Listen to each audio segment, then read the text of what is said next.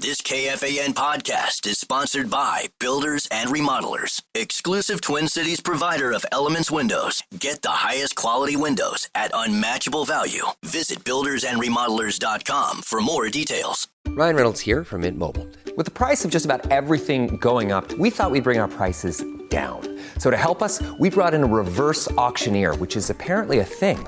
Mint Mobile Unlimited Premium Wireless. How to get 30, 30, bit to get 30, bit to get 20, 20, 20, bit to get 20, 20, bit to get 15, 15, 15, 15, just $15 a month? Sold! Give it a try at mintmobile.com/switch. Upfront payment of $45 for 3-month plan, equivalent to $15 per month required. New customer offer for first 3 months only. Speed slow after 35 gigabytes if network's busy. Taxes and fees extra. See mintmobile.com. Good morning, one and all. It's Friday, which means it's the Friday football feast. Whether PA is here or not, it's Friday, it's the law, it's the feast. Or as Brett Blakemore likes to call it when I'm sitting in this chair, it's the Friday football East, which is brilliant. Good morning. How are you? I'm doing great. How are you? I'm well. I think it's safe to say the only shot I ever get at hosting the feast is at the absolute deadest possible time on the NFL calendar, the middle of July. But I'll take it because we can always find things to talk about when it comes to the National Football League, and we'll do that. Not like it's not going to be 3 hours solid football, but it's the feast. So I have to pay homage, and we will talk plenty of NFL somehow, some way. I should introduce myself. My name is Dave Senecan, a.k.a. the Head Cheese, or as the host of this program likes to call me, the Sultan of Smug. I don't know if that's fair anymore that we don't have Favre or Rodgers, but it's a label. I'll take it. I'll live with it. I'm proud. I should really start the show with Sultans of Swing just to kind of play along with the bit. Oh, yeah. I'm a big Dire Straits guy. Welcome back from vacation. Missed you. Hope all was well. Yeah. It's great. It's been a little bit, but we haven't had a chance to chat too much. Yeah, it's weird having a Saturday without catching up in some form or fashion. Yeah, it was fun. Fireworks. There was some Braves games involved. Of course there were. There's a lot breaking 90, which is good for me on the golf course. So was it steamy in Atlanta? Oh, yeah. Yeah. I mean, you're instantly drenched the second you walk outside. That's just not my style. I can't deal with that. Well, very good. Welcome back. Good to hang with you for the next few hours. I don't know where PA is or Nordo today, but happy to be sitting in this chair. I was listening to some of the Power Trip. You know, just seeing the photos of a packed room at 5:30 a.m. in Detroit Lakes is something that you just shake your heads and go, man, the rubes that follow this station are unbelievable. That 5:30 in the morning. I understand they don't get up to Detroit Lakes very often, but I know they make it an annual stop. And everybody represented very well, including the Rube, who was right there at the end of the Initials game, which, by the way, I'm glad they've never invited me to play. I am hideous at that game. And what bothers me more is just knowing how much Sauce would just wipe the floor with me. It's like the only thing I think he could probably beat me at. But it's impressive. No fun, no game. We'll have fun. No games on this show over the next 3 hours. But we do have a star-studded, jam-packed guest list who will all take part of this program and join us throughout the day. Let me lay it out for you. Beginning at about 9:35, Dane Mizutani, Pioneer Press, TwinCities.com, covering the Vikes and the Twins. We'll catch up with Dane a little bit on both of those squads at the bottom of the hour. 10 o'clock, what would a feast be without Charge? Checking in from his new digs in Utah. Catch up with Charge, see how life's treating him out west. What's it been, about a few weeks since he's been out there? Something like that, yeah. Haven't Beautiful chatted with spot. him. Looks lovely. Yeah. Big time move for him. So we'll catch up with Charge, talk some NFL, most particularly NFC North, maybe a little fantasy talk as well, as we're inching closer and closer to that time of year. It's crazy because it's so dead right now. And 15 days from now, the Vikings will break camp and it'll all start. And it's like flipping a switch. Suddenly, you were saying to me as I saw you this morning, like, oh my God, I can't wait. You're so ready for football. And I'm watching Matthew Golden highlight reels and breakdowns of all 22s of why he's a great fit and exactly what the Packers need. Oh my God, I just cannot wait for football, which sucks because I don't want to wish away golf. Or I don't want to wish away summer. Yeah. And I definitely don't want to wish for snow. But man, am I ready for football. Yeah, I want it now. It can't come soon enough. I'm starting to watch Quarterback on Netflix. I just finished it. Oh, did you? Yeah, that's how much I'm locked in. Well, I finished the whole thing. When you were saying that, that's what I thought too, because I'm in episode 3. I think I fell asleep middle of episode 3 watching it last night. That does get you so ready for football. Oh, yeah. I wasn't real enthused about the lineup this year of quarterbacks. I remember last year they couldn't find a quarterback to do it. So this year they go back with Mariota. Yeah, well, you don't want Mariota again. They go back to the well with Kirk Cousins. You got Jared Goff, and you got Joe Burrow, who I was definitely interested to get to know a little bit better. It doesn't matter who they have. It's fascinating stuff. And for me, so far, 2.5 episodes in, as long as Jared Goff's wife's on the program, I'm paying attention. She's rather fetching, and they're definitely making her a focal point of the program, and for obvious reasons. But yeah, if you want to get into football and get ready for it, they do a really good job. So I've been watching that. So anyway, Charge will join about an hour from now, 10 o'clock.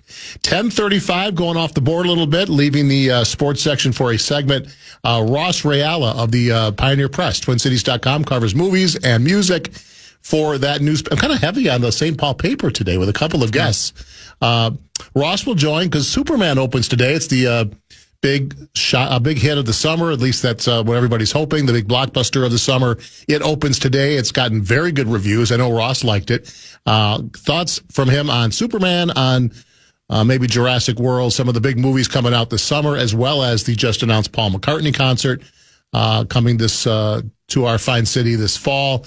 Any other music notes? Just a little pop culture with Ross Rayala of the Pioneer Press, TwinCities.com. That is at 10:35, and then in the 11 o'clock hour, about 11:15 or so, Johnny Athletic, John Krasinski joins Wolves Summer League. He's in Vegas with the Wolves, who opened up play last night, and I already can't wait for Wolves season to start. After watching one Summer League game, I'm all in on Joan Berger. I can't get enough of him.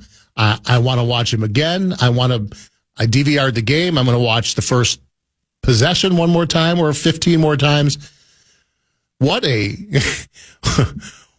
fun debut for the big Frenchman. Did you catch any of it? I'm guessing that wasn't. Yeah, I didn't think so. 2:30 in the afternoon, not an ideal time unless you work from home and do your own thing, as I do. My son Jackson and I were focused in on the game. We watched it wire to wire. Didn't miss a second. In fact, the dog had to go out for a walk. I had Jackson take the dog for a walk. I paused the game. I might be the first person in the history of organized civilization to pause a summer league basketball game so as not to miss any of it.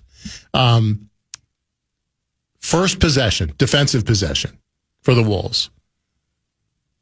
The rookie, 18-year-old Frenchman blocks not one, but 2 shots. Very first possession as an NBA player. He ended up with 5 blocks in the first half. His stat line in the first half. Look, it's summer league. I get that. You're not playing mostly against NBA players, blah, blah, blah. It just so happens that the Pelicans, the Wolves' opponent, was starting Misi, the second-year player who was a second-team all-rookie player, center. So that's who Berger was defending, a second-team all-rookie player for the Pelicans. So there wasn't just some,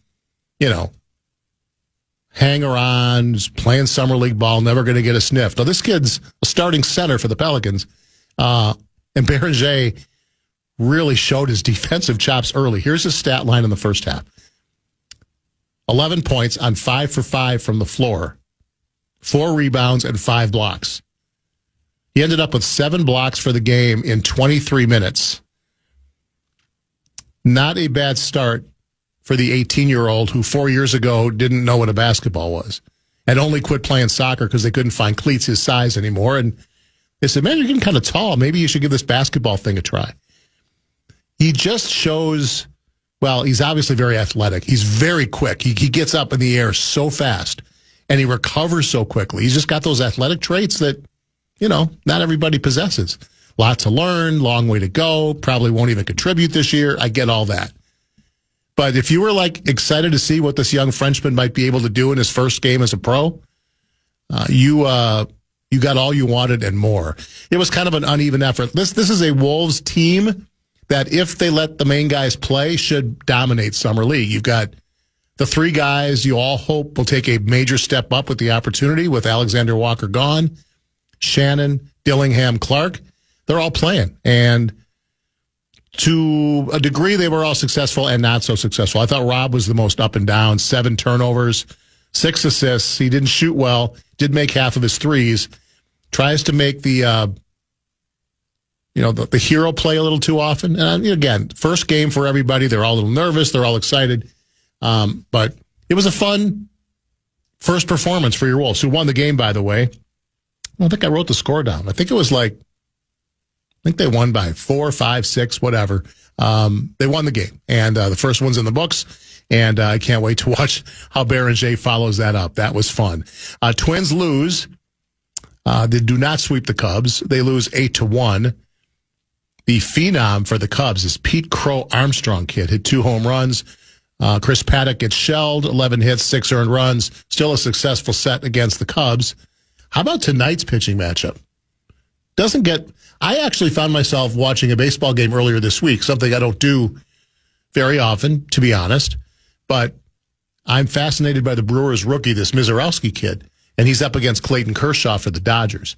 And first batter Mizutani faces is Ohtani, who takes him deep. And he settles down, strikes out 12 over 6 innings, strikes out Ohtani. I like good pitchers matchups, and that was a fun one as the Brewer rookie outdueled Clayton Kershaw. Tonight at Target Field, Paul Skeens against Joe Ryan.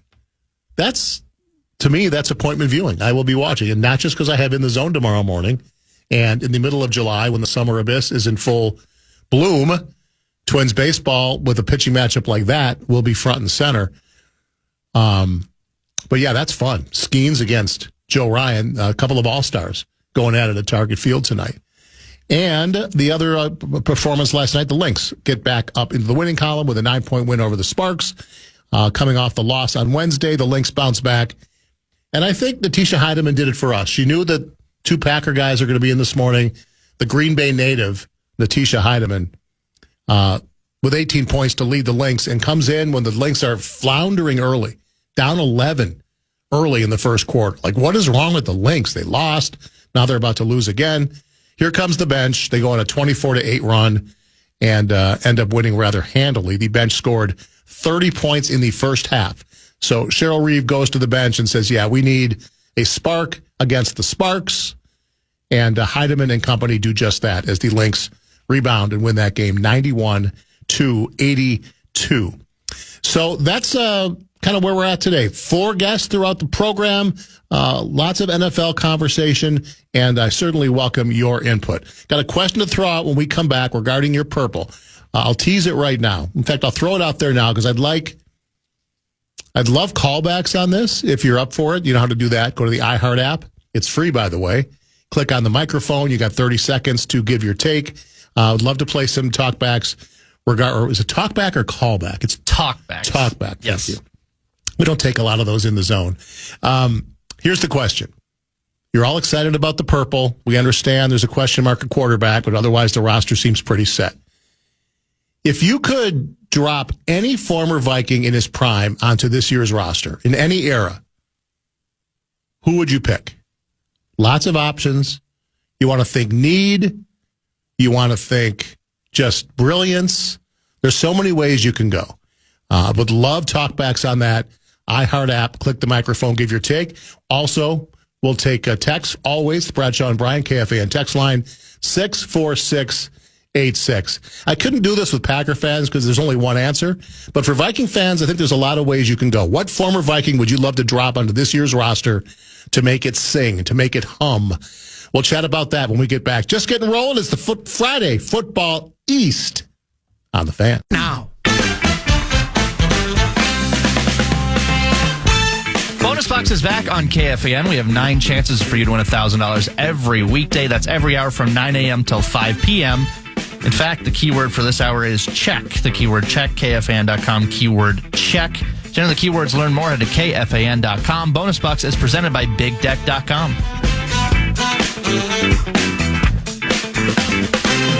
It's the Friday Football East on the Fan. Sinekin in for PA today. Brett Blakemore by my side with you till noon. As usual, they call it 9 to noon for a reason. Football heavy today, even though it is the absolute deadest time on the NFL sports calendar. But, you know, we could always find things to chat about. We'll do that with Charge. We'll do that with Dane Mizutani in the next segment. Charge coming up top of the hour.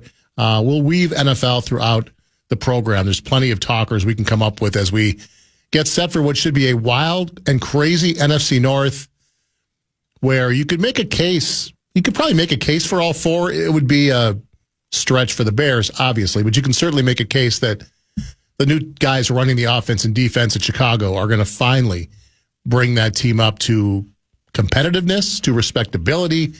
Maybe they're already there, but maybe even more than that. And obviously the other three teams all have reasons to believe they can win the North. I'm of the opinion that the Lions take a step back this year. I think this is the year Detroit does not win the North, and it's going to come down to the purple and the pack. Mainly, and the obvious one is Ben Johnson's gone, Aaron Glenn is gone. They lost their two coordinators, and you just can't expect two replacements to come in for those really impressive leaders and them not missing a beat. And then if you dig a little deeper, you know, what makes that offense hum is the really solid offensive line play, and they lost two key pieces to the interior of that line. Chan's Frank Ragnow retires, Kevin Zeitler moves on, and I don't know that O-line's going to function at quite the same efficiency, which Jared Goff, I think, frankly, needs. And if he's not quite as comfortable, I don't think Detroit's going to be quite as much a juggernaut as they have been to this point.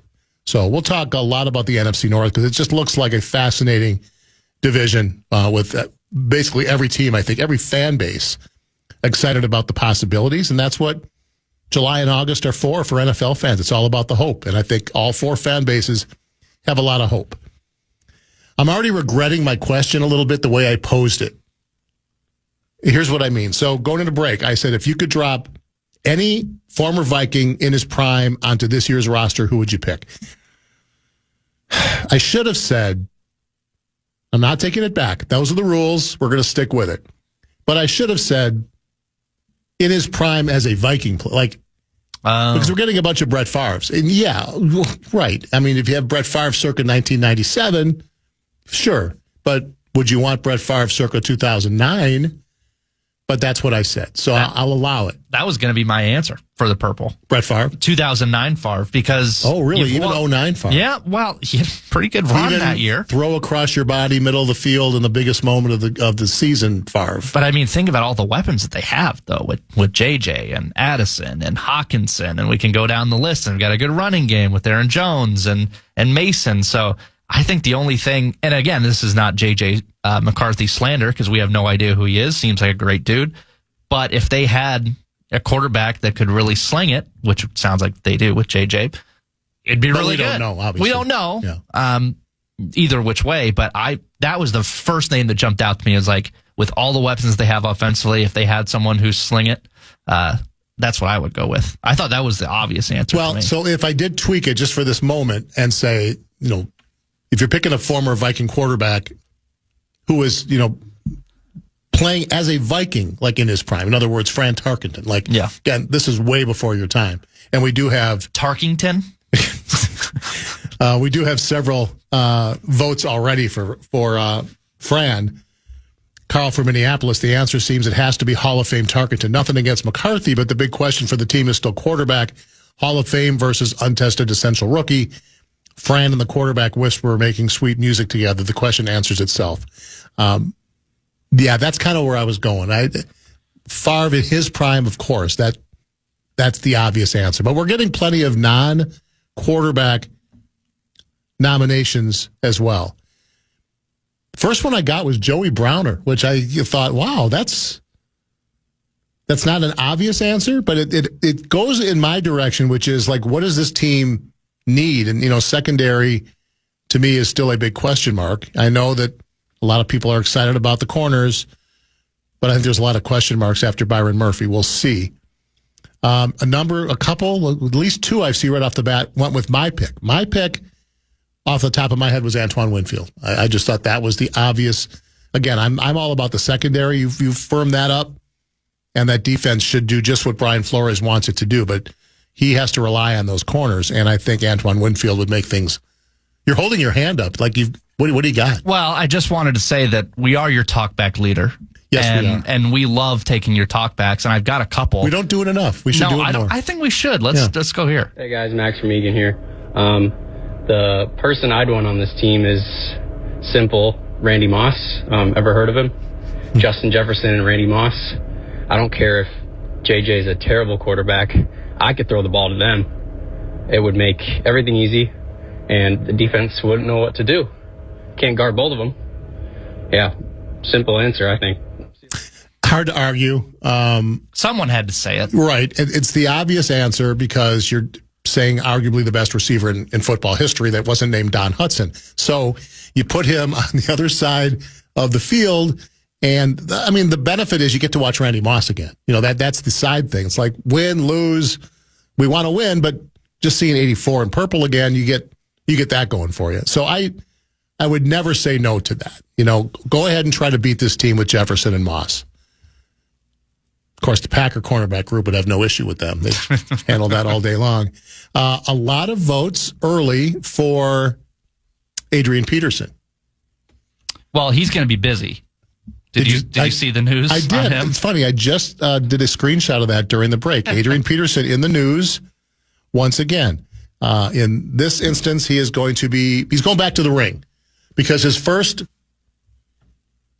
attempt at boxing went so well. Actually, it did not go so well. He was knocked out by Le'Veon Bell early and quickly.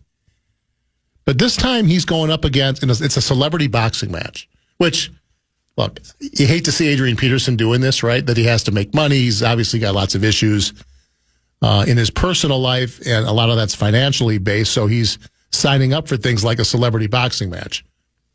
In this case, his opponent is not a fellow former running back, however, like Le'Veon Bell.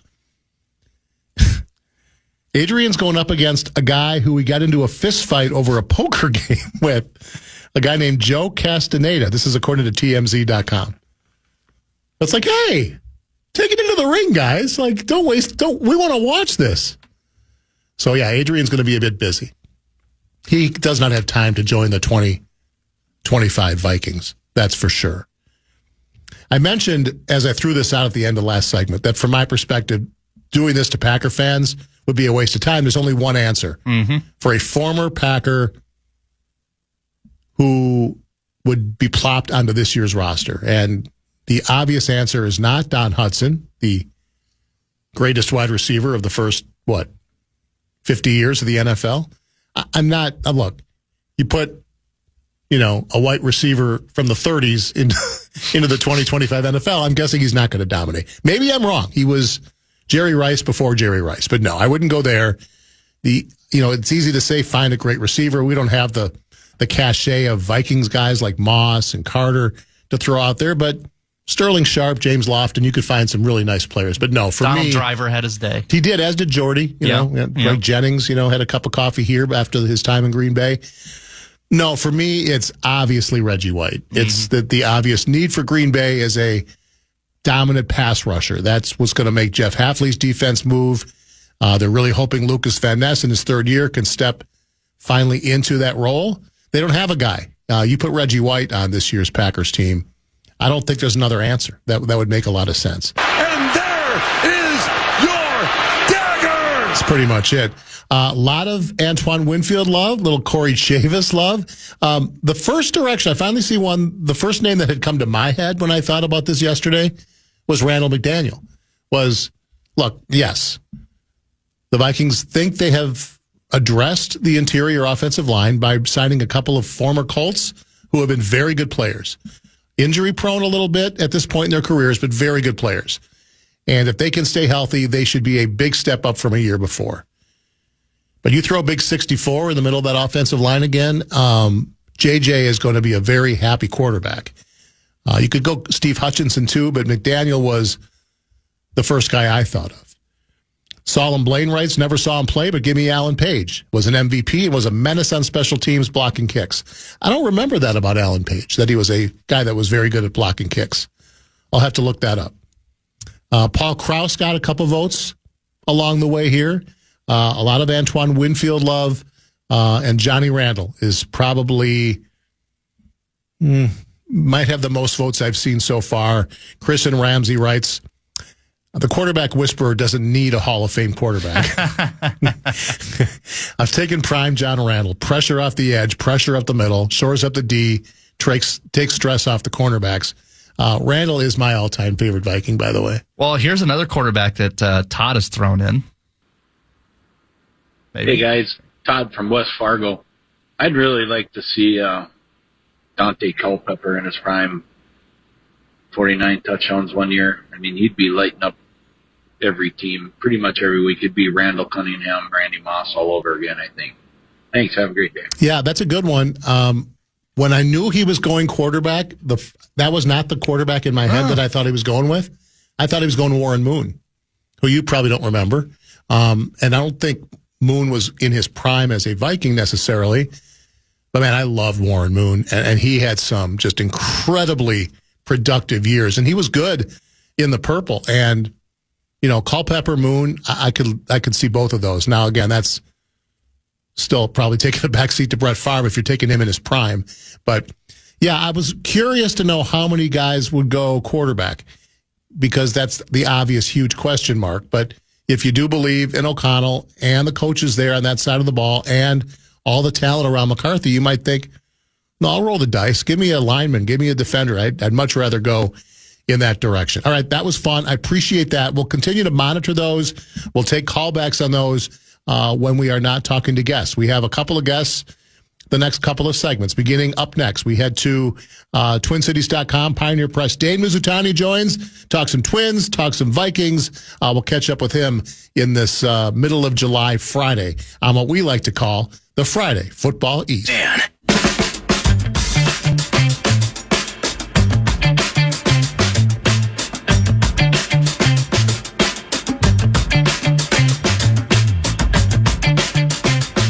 Chime into what's happening with your favorite KFAN shows. You can make your voice heard on the Bradshaw and Bryant KFAN text line. Just let us know what you have to say by texting your message to 64686. That is 64686. Standard text message and data rate supply.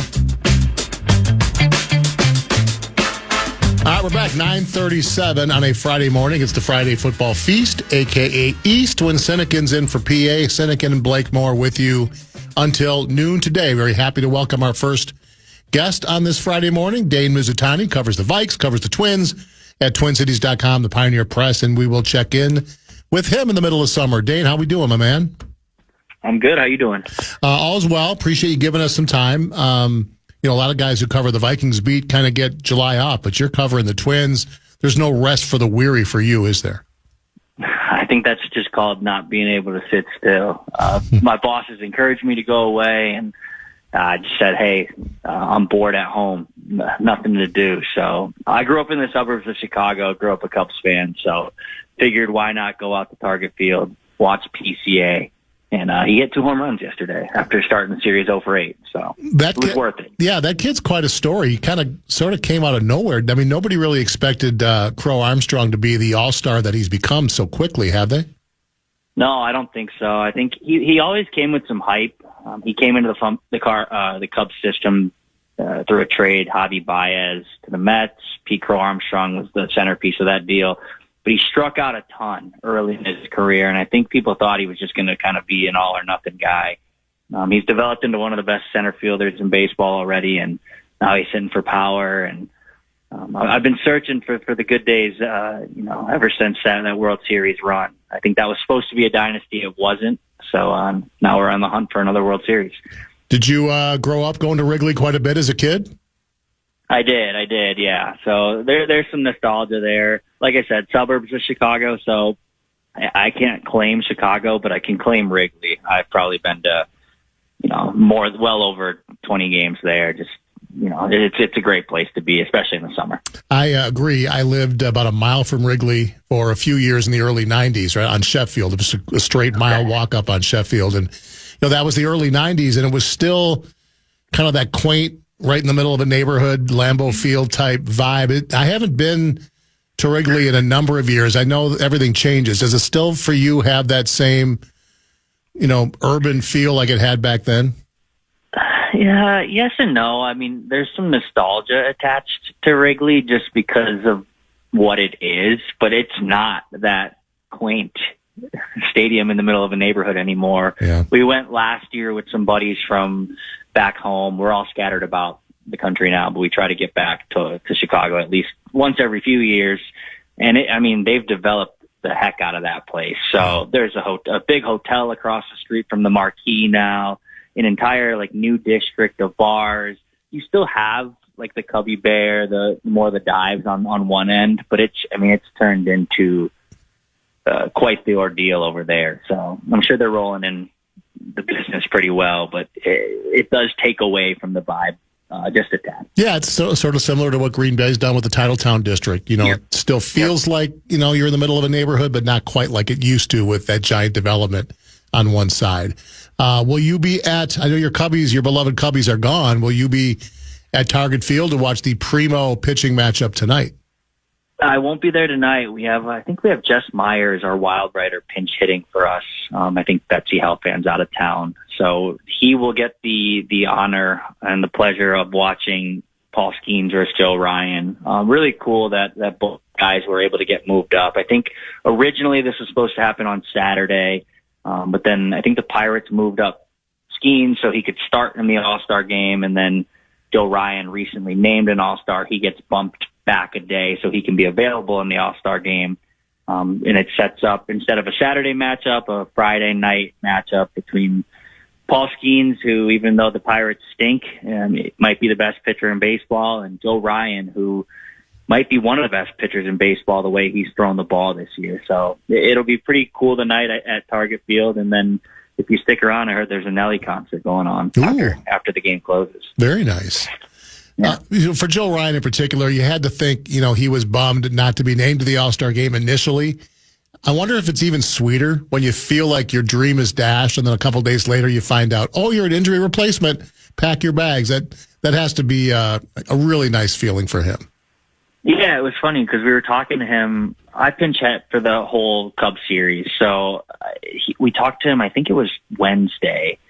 Maybe it was Thursday.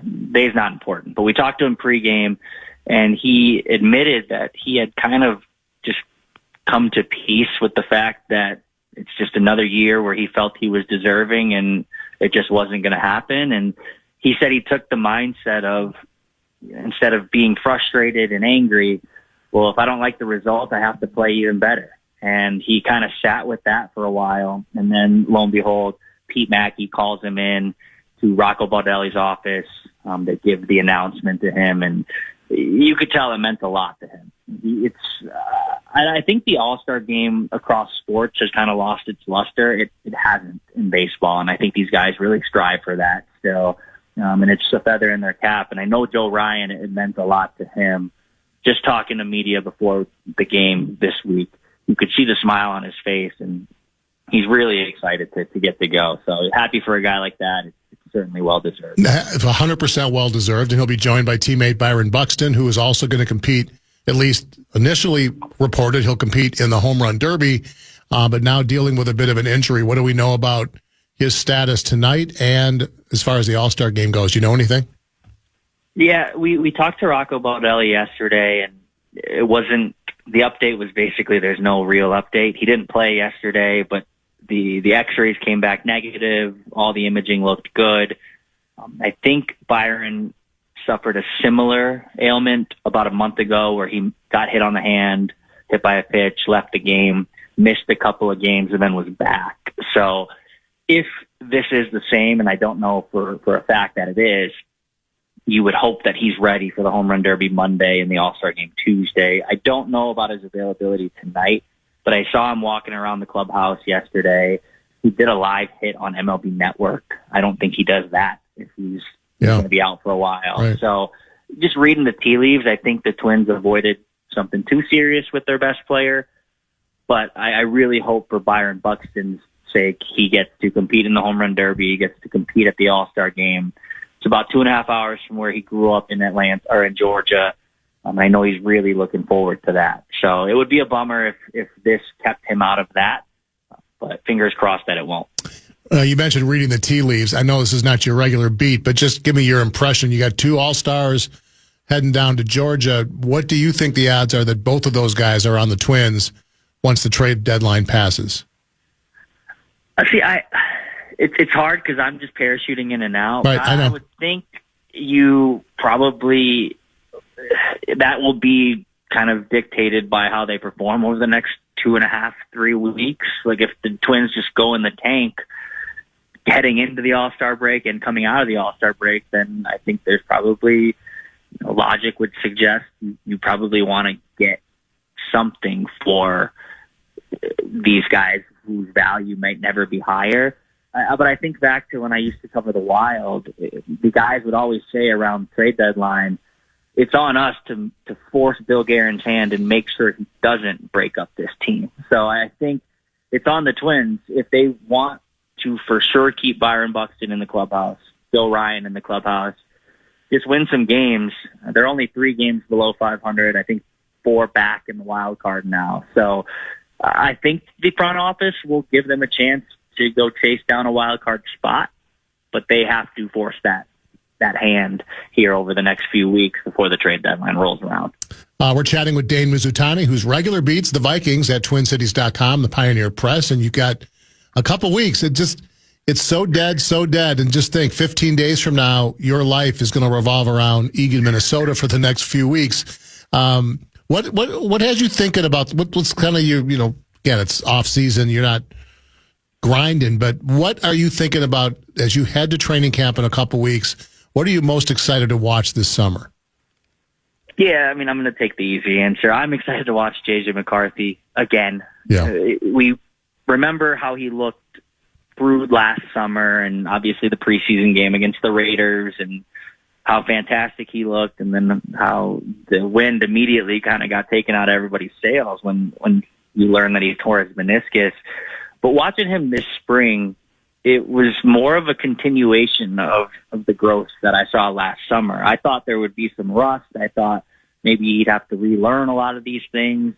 But he really looked like he picked up right where he left off and looked the part, at least to me, in shorts and T-shirts and a helmet, the part of a franchise quarterback throughout the spring. So now we ramp that up in the summer. It's less of a teaching and less of a learning phase, more competitive on both sides of the ball. How does J.J. McCarthy respond?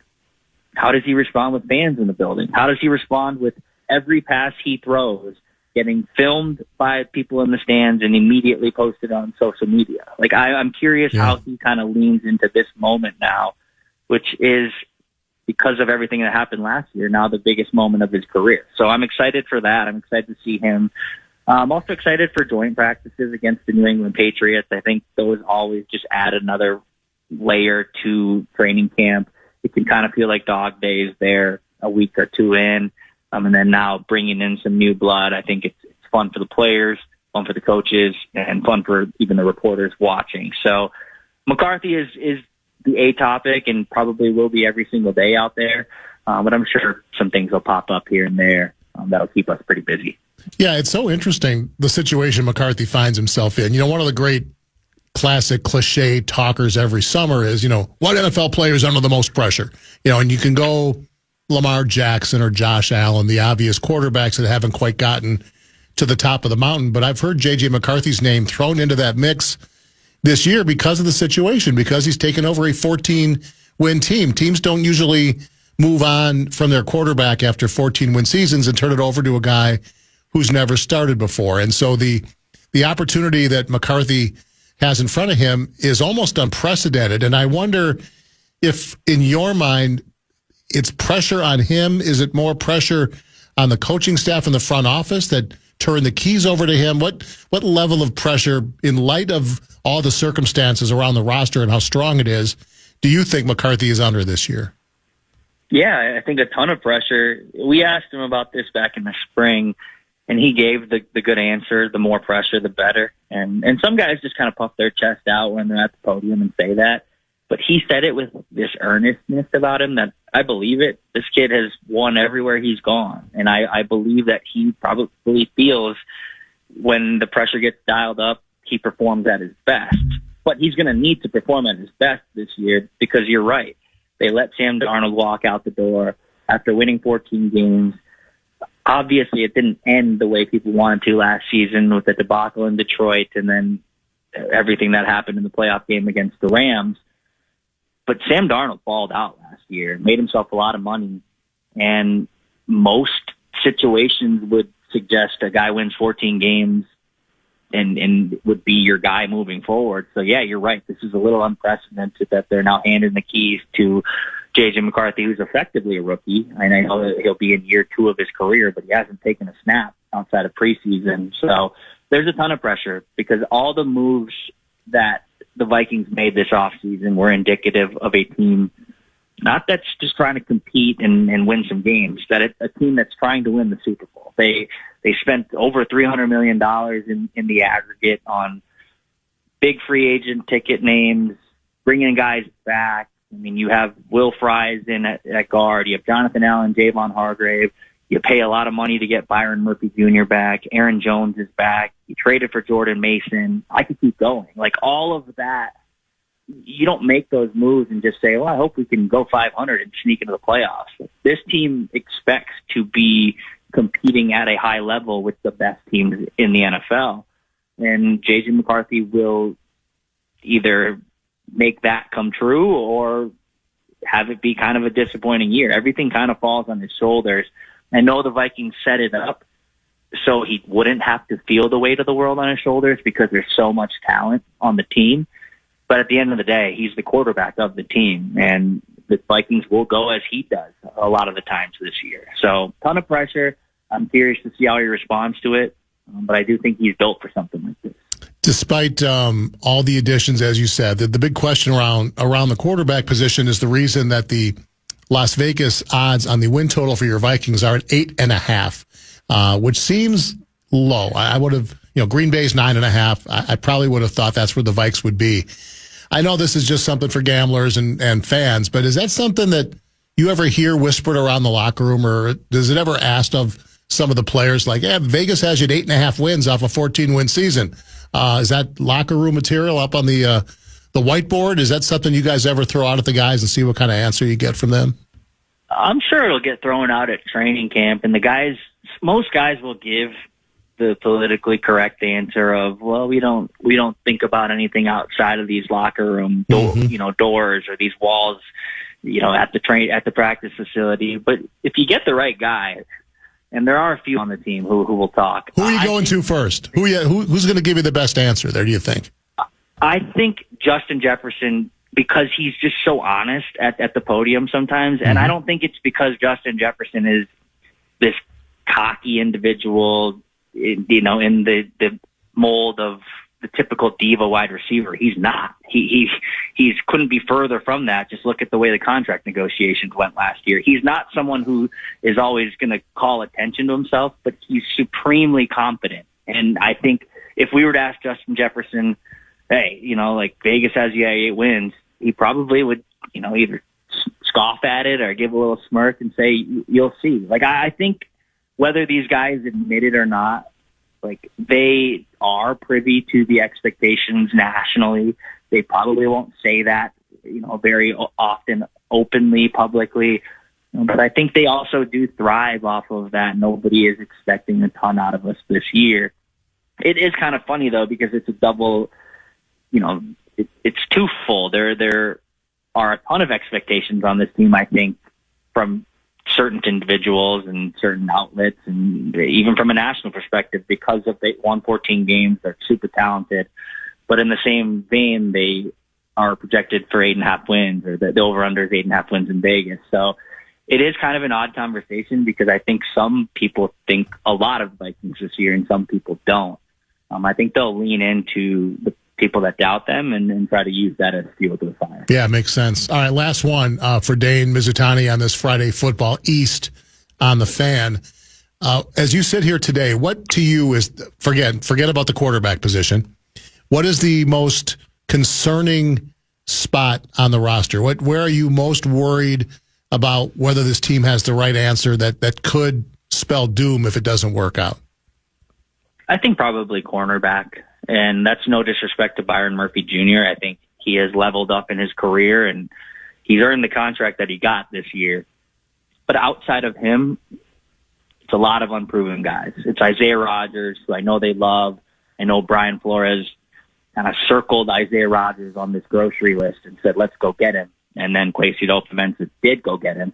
So they love Isaiah Rodgers, but he's unproven. Mekhi Blackman, he's coming back from the torn ACL, was supposed to get a lot of reps last year, played not at all last year. So he's unproven. You have Jeff Okudah, like another reclamation project that you see it all the time. First round picks in the NFL pretty much have a long leash because people always think, well, I can get the best out of them.